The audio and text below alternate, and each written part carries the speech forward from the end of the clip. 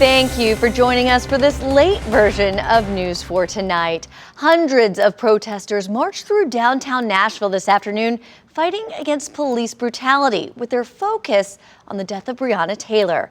News 4's Joshua Cole was there and tells us more. Protesters say they marched today to let Tennessee leaders know what happened to Breonna Taylor in Louisville will not be allowed to happen here in Tennessee and in Nashville, bringing the march here to the Capitol steps. We also got to hear from a busy Broadway and their reactions to the protesters marching by. Several hundred people could be heard calling Breonna Taylor's name marching through downtown Nashville. I can't hear you. No justice.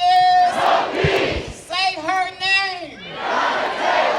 The protest in response to the charges filed against one of the officers involved in the death of Breonna Taylor. Nearly a dozen speakers got up to call for government and police reform, others saying the charges filed against that Louisville officer in Breonna's death was not enough. My heart was heavy a couple of days ago when I learned that only one of the officers was going to be indicted, and even then, they still did not call Breonna Taylor's name. Who knows, a month from now, we're going to be saying someone else's name who could have been right here.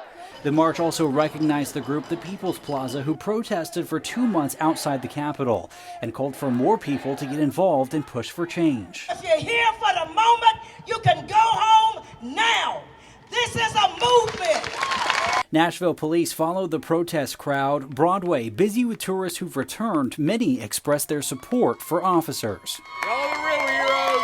Another big theme of today's speakers was encouraging people to get out and vote in the upcoming presidential election. And they say especially people should be getting out to early vote. Early voting begins on October 14th. I'm Joshua Cole, News 4 Nashville.